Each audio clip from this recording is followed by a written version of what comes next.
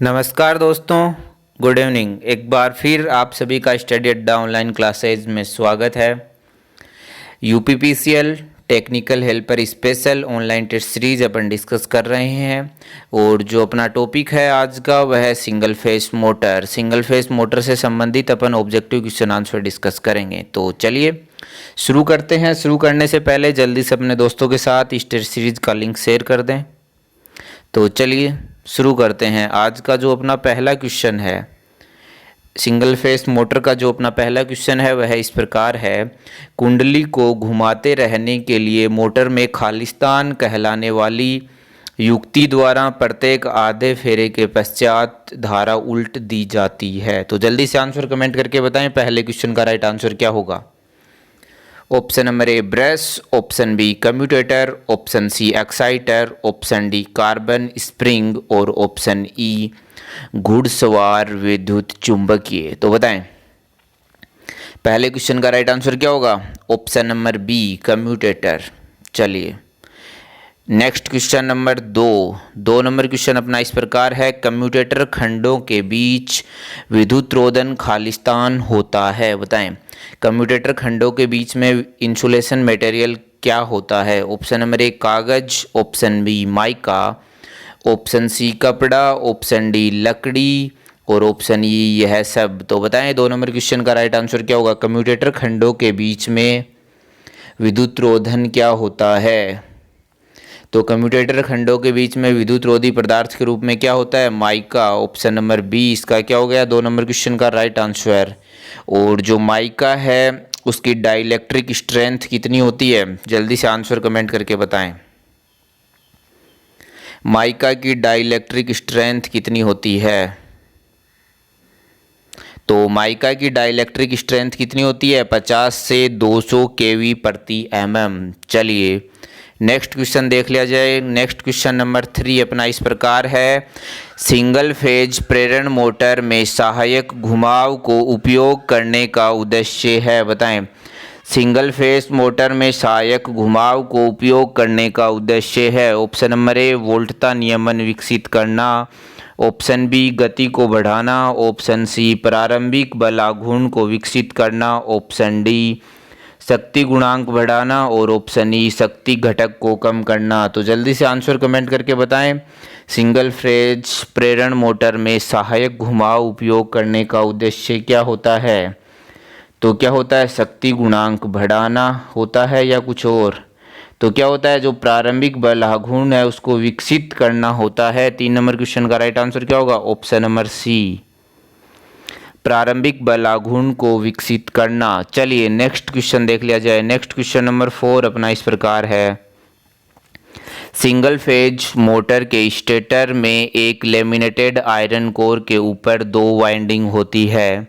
यह वाइंडिंग लंबवत रूप से लगे हुए हैं। इनमें से एक मुख्य वाइंडिंग और दूसरी क्या होती है, जल्दी से आंसर कमेंट करके बताएं। Option number A armature winding, option B rotor winding, option C running winding और ऑप्शन डी ऑक्सिलरी वाइंडिंग। तो इसका राइट आंसर क्या होगा। एक वाइंडिंग तो कौन सी है, मुख्य, और दूसरी क्या होती है, ऑक्सिलरी वाइंडिंग। तो option number D 4 number question का राइट आंसर क्या होगा, ऑप्शन नंबर डी। चलिए बिना देरी किए हुए अगला क्वेश्चन देख लेते हैं। Question number 5। Next question number 5। Single phase motor में ऑक्सिलरी वाइंडिंग का उपयोग प्रतिरोध होता है। बताएं सिंगल फेज मोटर में ऑक्सिलरी वाइंडिंग जो होती है उसका उपयोगी प्रतिरोध होता है। ऑप्शन नंबर ए मेन वाइंडिंग के संबंध में उच्च, ऑप्शन बी मध्यम, ऑप्शन सी कम और ऑप्शन डी शून्य। तो जल्दी से आंसर कमेंट करके बताएं। सिंगल फेज मोटर में ऑक्सिलरी वाइंडिंग का उपयोगी प्रतिरोध क्या होता है, मेन वाइंडिंग के संबंध में क्या होता है, उच्च होता है। तो 5 नंबर क्वेश्चन का राइट आंसर क्या होगा, ऑप्शन नंबर ए। चलिए next question number 6। Question number 6।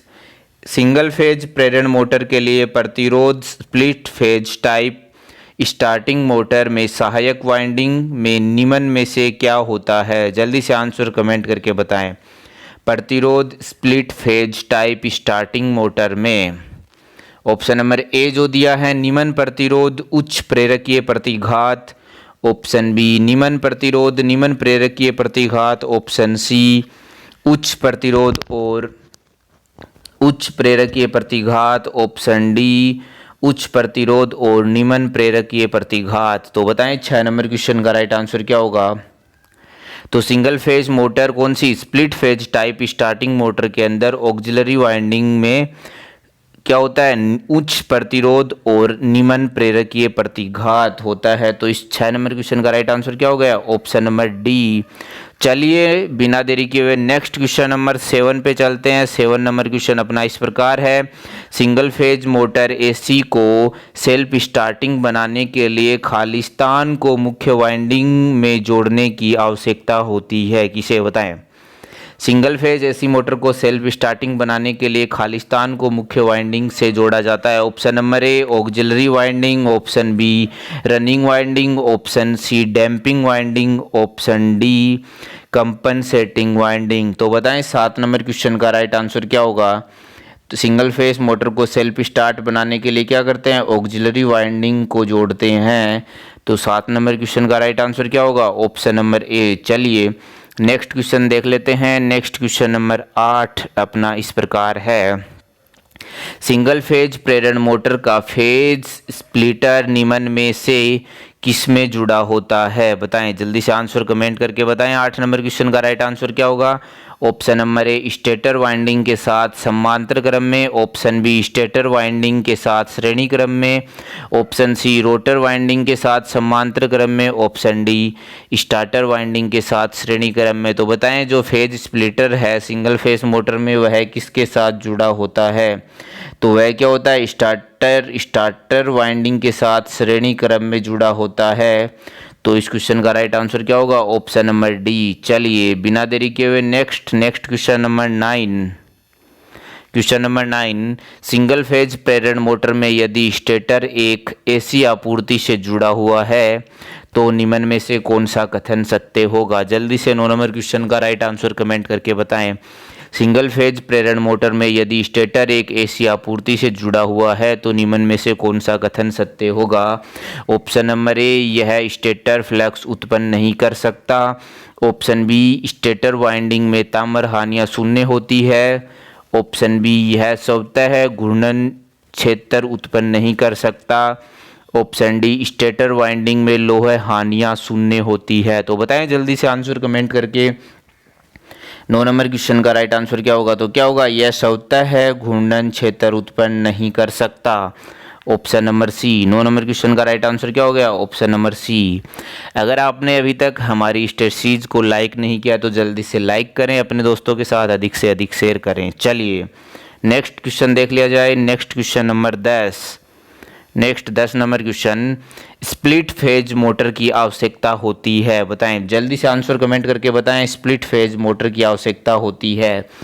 Option number ए एकल फेज एसी परिपथ के लिए, ऑप्शन बी उच्च भार वाले परिचालन तंत्र के लिए, ऑप्शन सी एकल फेज डीसी परिपथ के लिए, ऑप्शन डी 1 एचपी से अधिक का परिचालन यंत्र के लिए। तो बताएं स्प्लिट फेज मोटर की आवश्यकता कहाँ होती है। इसका राइट आंसर क्या होगा 10 नंबर क्वेश्चन का, सिंगल फेज एसी परिपथ के लिए। तो ऑप्शन नंबर ए।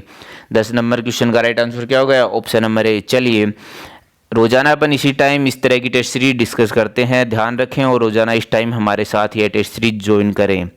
चलिए नेक्स्ट क्वेश्चन नंबर 11 देख लेते हैं। 11 नंबर क्वेश्चन अपना इस प्रकार है, स्प्लिट फेज मोटर में मुख्य winding current I am supply voltage का लगभग कितना विलंबन करता है, बताएं जल्दी से आंसर कमेंट करके बताएं। स्प्लिट फेज मोटर में मुख्य winding current I am supply voltage का लगभग कितना विलंबन करता है, जल्दी से आंसर कमेंट करके बताएं। कितने डिग्री इलेक्ट्रिकल पे होता है। Option number A 15 degree, option B 75 degree, option C 90 degree, option D 120 और ऑप्शन ई 180 डिग्री। तो क्या होता है इसका राइट आंसर, क्या होगा इस क्वेश्चन नंबर 11 का राइट आंसर, जल्दी से कमेंट करके बताएं।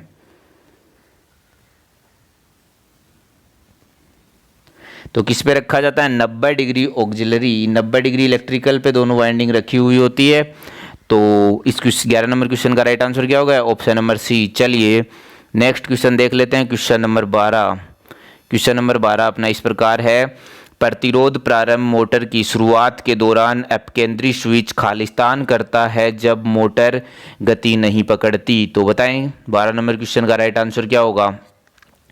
ऑप्शन नंबर ए प्रारंभ घुमाव को बंद और संयोजित, ऑप्शन बी चलित घुमाव को बंद और संयोजित करता है लेकिन प्रारंभिक घुमाव को संयोजित, ऑप्शन सी चलित घुमाव को खोलता है और असंयोजित, ऑप्शन डी प्रारंभ घुमाव को खोलना और असंयोजित, ऑप्शन ई या तो ए या बी। जल्दी से 12 नंबर क्वेश्चन का राइट आंसर कमेंट करके बताएं। प्रतिरोध प्रारंभ मोटर में शुरुआत के दौरान अपकेंद्री स्विच क्या करता है? प्रारंभ घुमाव को बंद और संयोजित करता है जब मोटर गति नहीं पकड़ती है उस कंडीशन में। तो 12 नंबर क्वेश्चन का राइट आंसर क्या हो जाएगा? ऑप्शन नंबर ए। 12 नंबर क्वेश्चन का राइट आंसर क्या हो जाएगा? ऑप्शन नंबर ए। चलिए नेक्स्ट क्वेश्चन देख लेते हैं। Next question number 13। क्वेश्चन ध्यान से पढ़ें और जल्दी से आंसर कमेंट करके बताएं। एक स्प्लिट फेज इंडक्शन मोटर के लिए स्टार्टिंग वाइंडिंग खालिस्तान होती है जबकि मुख्य कुंडली होती है। बताएं जल्दी से 13 नंबर क्वेश्चन का राइट आंसर कमेंट करके बताएं। ऑप्शन नंबर ए निम्न प्रतिरोध अत्यधिक प्रतिघाती, ऑप्शन बी निम्न प्रतिरोध निम्न प्रतिघाती, ऑप्शन सी अत्यधिक प्रतिरोधी अत्यधिक प्रतिघाती, ऑप्शन डी अत्यधिक प्रतिरोधी और निम्न प्रतिघाती। तो 13 नंबर क्वेश्चन का राइट आंसर क्या होगा? जल्दी से कमेंट करके बताएं। एक स्प्लिट फेज इंडक्शन मोटर के लिए स्टार्टिंग वाइंडिंग अत्यधिक प्रतिरोधी होती है जबकि मुख्य कुंडली क्या होती है? अत्यधिक प्रतिघाती होती है। 13 नंबर क्वेश्चन का राइट आंसर क्या हो जाएगा? Option number C. चलिए नेक्स्ट क्वेश्चन देख लिया जाए। नेक्स्ट क्वेश्चन नंबर 14 अपना इस प्रकार है, सिंगल फेज इंडक्शन मोटर में संधारित्र का अर्थात कैपेसिटर का क्या कार्य होता है? बताएं सिंगल फेज इंडक्शन मोटर में कैपेसिटर का क्या कार्य होता है? ऑप्शन नंबर ए उच्च स्टार्टिंग टॉर्क प्रदान करना, ऑप्शन बी दक्षता बढ़ाना, ऑप्शन सी शोर कम करना, ऑप्शन डी स्लिप को नियंत्रित करना। तो 14 नंबर क्वेश्चन का आंसर जल्दी से कमेंट करके बताएं। सिंगल फेज इंडक्शन मोटर में कैपेसिटर का क्या कार्य होता है? तो इनमें से कौन सा ऑप्शन सही होगा? उच्च स्टार्टिंग टॉर्क प्रदान करना। 14 नंबर क्वेश्चन का राइट आंसर क्या हो गया? ऑप्शन नंबर ए। चलिए नेक्स्ट क्वेश्चन नंबर 15,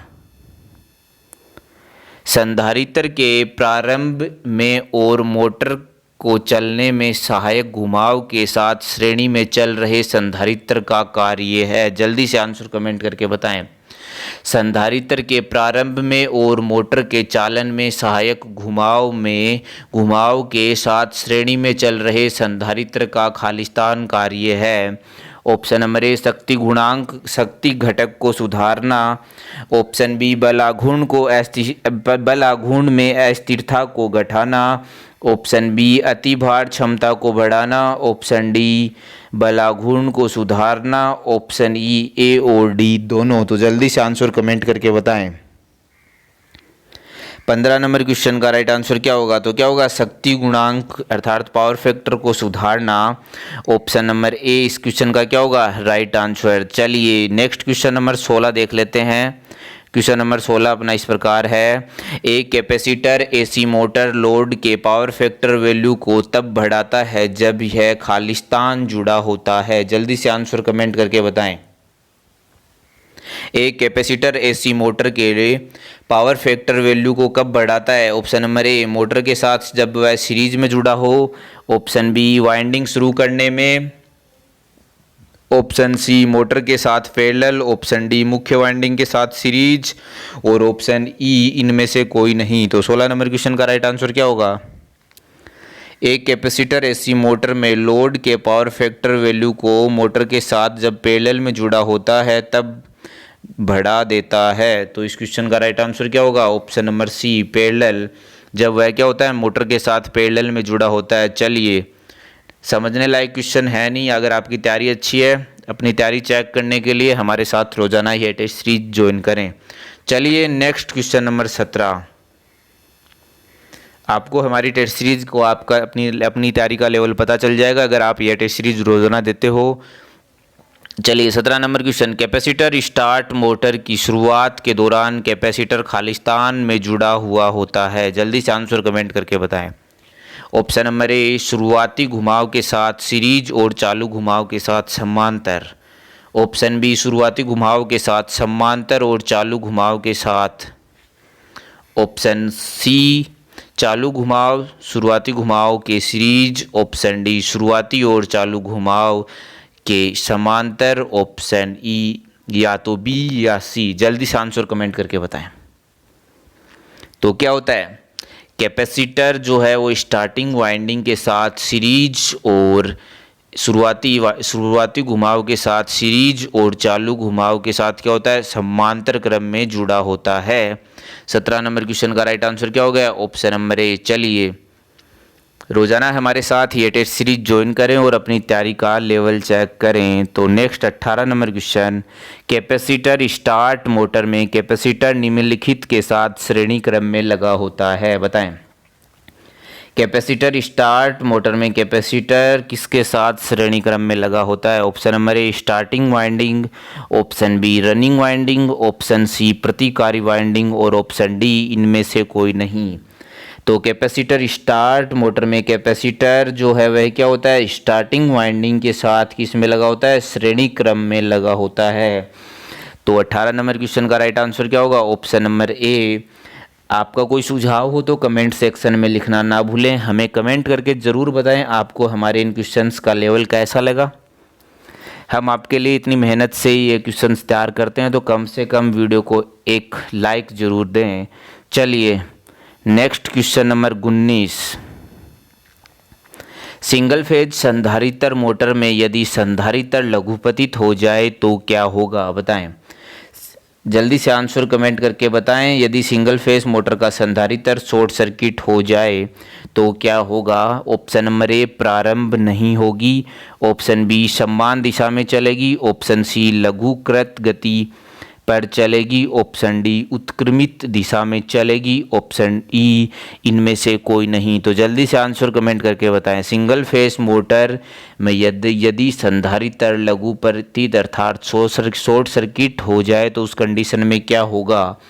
तो क्या होगा, मोटर स्टार्ट नहीं होगी, क्योंकि सिंगल फेज जो मोटर है वह क्या होती है, सेल्फ स्टार्ट नहीं होती। चलिए 19 नंबर क्वेश्चन का राइट आंसर क्या हो गया फिर, प्रारंभ नहीं होगी। ऑप्शन नंबर ए। चलिए नेक्स्ट क्वेश्चन नंबर 20 देख लेते हैं। 20 number question, capacitor start induction run motor में मुख्य और सहायक वाइंडिंग को खालिस्तान रखा जाता है। जल्दी से आंसर कमेंट करके बताएं। ऑप्शन नंबर ए, 0 डिग्री इलेक्ट्रिकल दूर।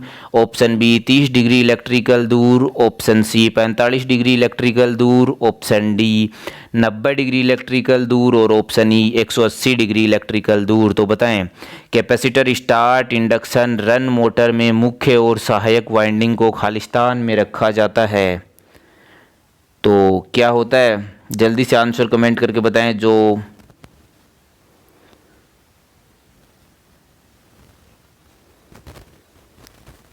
जल्दी से आंसर कमेंट करके बताएं 20 नंबर क्वेश्चन का राइट आंसर क्या होगा। तो कैपेसिटर स्टार्ट इंडक्शन मोटर में मुख्य और सहायक वाइंडिंग को क्या रखा जाता है, 90 डिग्री इलेक्ट्रिकल दूर रखा जाता है। क्यों, क्योंकि स्टार्टिंग टॉर्क क्या होता है, कोण एल्फा के क्या होता है, साइन के समानुपाती होता है। क्योंकि स्टार्टिंग टॉर्क क्या होता है, साइन एल्फा के समानुपाती होता है। तो 20 नंबर क्वेश्चन का राइट आंसर क्या होगा, option number D, 90 degree electrical. चलिए नेक्स्ट क्वेश्चन देख लेते हैं। 21 नंबर क्वेश्चन, निम्न में से किस सिंगल फेज इंडक्शन मोटर में पूर्ण भार पर शक्ति गुणांक उच्चतम होता है। बताएं, कौन सी सिंगल फेज मोटर है जिसमें फुल लोड पर शक्ति गुणांक उच्चतम होता है। Option number A shaded pole motor, option B स्थायी स्प्लिट कैपेसिटर प्रकार, option C capacitor start, option D split phase, option E capacitor run. तो जल्दी से 21 नंबर क्वेश्चन का राइट आंसर कमेंट करके बताएं। निम्नलिखित में से किस सिंगल फेज इंडक्शन मोटर का फुल लोड पर पावर फैक्टर उच्चतम होता है? तो किसका होता है? जो कैपेसिटर रन मोटर होती है, अर्थात ऑप्शन नंबर ई। 21 नंबर क्वेश्चन का राइट आंसर क्या होगा? कैपेसिटर रन मोटर जो है उसका फुल लोड पर शक्ति गुणांक क्या होता है? उच्चतम होता है। चलिए नेक्स्ट क्वेश्चन नंबर 22 देख लेते हैं। सिंगल फेज मोटर के मामले में निम्नलिखित में से किस कैपेसिटर को प्राथमिकता दी जाती है? बताएं। सिंगल फेज मोटर के मामले में किस कैपेसिटर को प्राथमिकता दी जाती है? Option number A electrolyte capacitor, option B ceramic capacitor, option C paper capacitor और option D mica capacitor, option E polycarbonate capacitor. तो सिंगल फेज मोटर में किस कैपेसिटर को प्राथमिकता दी जाती है? जल्दी से आंसर कमेंट करके बताएं। क्वेश्चन ऐसे भी हो सकता है कि सिंगल फेज मोटर का प्रारंभिक संधारित्र कैसा होता है? तो किस प्रकार का होता है? Electrolyte capacitor. Single phase motor में प्रारंभिक संधारित्र के रूप में क्या करते हैं? इलेक्ट्रोलाइट कैपेसिटर को प्राथमिकता दी जाती है, क्योंकि यह मोटरें काफ़ी चलन में है। और चलिए electrolyte capacitor single phase motor के मामले में किस कैपेसिटर को प्राथमिकता दी जाती है? जो इलेक्ट्रोलाइट कैपेसिटर जिस मोटर में लगा होता है उन मोटरों को ही काफ़ी प्राथमिकता दी जाती है। चलिए 22 नंबर क्वेश्चन का राइट आंसर क्या होगा? ऑप्शन नंबर ए। चलिए नेक्स्ट क्वेश्चन देख लेते हैं 23 नंबर क्वेश्चन। कंप्रेसरों के लिए प्रयुक्त मोटर कौन सी है? जल्दी से आंसर कमेंट करके बताएं। कंप्रेसरों के लिए प्रयुक्त मोटर कौन सी है? Option number A DC series motor, option B छायांकित ध्रुव मोटर अर्थात shaded pole motor, option C capacitor start capacitor run motor, option D reluctance motor, option E यह सब। तो कंप्रेसर के लिए प्रयुक्त की जाने वाली मोटर कौन सी होती है? जल्दी से आंसर कमेंट करके बताएं। कंप्रेसर में जिस मोटर को यूज़ किया जाता है उसकी दक्षता क्या होती है? ज़्यादा होती है और उसका पावर फैक्टर भी कम होता है और स्टार्टिंग करंट भी कम होता है। तो ऐसी मोटर कौन सी है? जल्दी से आंसर कमेंट करके बताएं। कंप्रेसरों में कौन सी मोटर प्रयोग की जाती है? Capacitor start capacitor run motor. और इस मोटर की दक्षता तो क्या होती है? ज़्यादा होती है, परंतु इसका स्टार्टिंग करंट और इसका पावर फैक्टर क्या होता है? कम होता है। चलिए 23 नंबर क्वेश्चन का राइट आंसर क्या होगा? Option number C. चलिए next question 24 number. Two value capacitor run motor में प्रदर्शन को खालिस्तान वर्गीकृत किया जाता है। बताएं। 24 नंबर क्वेश्चन का राइट आंसर क्या होगा? Two value capacitor run motor के प्रदर्शन को खालिस्तान वर्गीकृत किया जाता है। ऑप्शन नंबर ए त्वरित रिवर्सल की आवश्यकता द्वारा, ऑप्शन बी इसकी भारी लोड को स्टार्ट करने की क्षमता द्वारा, ऑप्शन सी मोटर की नियंत्रण गति द्वारा और ऑप्शन डी इसकी निम्न परिवर्तन आघूर्ण की आवश्यकता द्वारा। तो 24 नंबर क्वेश्चन का राइट आंसर क्या होगा? जल्दी से आंसर कमेंट करके बताएं। तो क्या होगा? Two value capacitor run motor को इसकी भार लोड की स्टार्टिंग करने की क्षमता के द्वारा वर्गीकृत किया जाता है। तो 24 नंबर के क्वेश्चन का राइट आंसर क्या होगा? ऑप्शन नंबर बी इसकी भार लोड को स्टार्ट करने की क्षमता के द्वारा। चलिए नेक्स्ट 25 नंबर क्वेश्चन। किसी छत पंखे अर्थात सीलिंग फैन की गति को कम करने का क्या कारण हो सकता है? जल्दी से आंसर कमेंट करके बताएं। सीलिंग फैन की गति के कम होने का क्या कारण हो सकता है? ऑप्शन नंबर ए संधारित्र की खराबी, ऑप्शन बी स्थापन में खराबी, ऑप्शन सी टूटी हुई केपेनो, ऑप्शन डी ब्लेड में जंग अर्थात संक्षारण। छत के पंखे की गति के कम होने का कारण क्या हो सकता है? उससे पहले बताएं छत के पंखे में जो कैपेसिटर यूज किया जाता है वह कितने माइक्रोफेरेड का होता है? तो याद रखें छत के पंखे में यूज किए जाने वाला कैपेसिटर 2.5 माइक्रोफेरेड का होता है। चलिए, छत के पंखे की गति कम होने का कारण क्या है? संधारित्र में खराबी। ऑप्शन नंबर ए। 25 नंबर क्वेश्चन का राइट आंसर क्या होगा? ऑप्शन नंबर ए। चलिए, अगर आपने अभी तक हमारी इस टेस्ट सीरीज को लाइक नहीं किया तो जल्दी से लाइक करें, अपने दोस्तों के साथ अधिक से अधिक शेयर करें। चलिए नेक्स्ट क्वेश्चन देख लेते हैं। 26 नंबर क्वेश्चन। 26 नंबर क्वेश्चन अपना इस प्रकार है, सिंगल फेज संधारित्र स्टार्ट मोटर में संधारित्र किसके द्वारा प्रतिस्थापित किया जाए कि मोटर उसी दिशा में चलती रहे? जल्दी से आंसर कमेंट करके बताएं।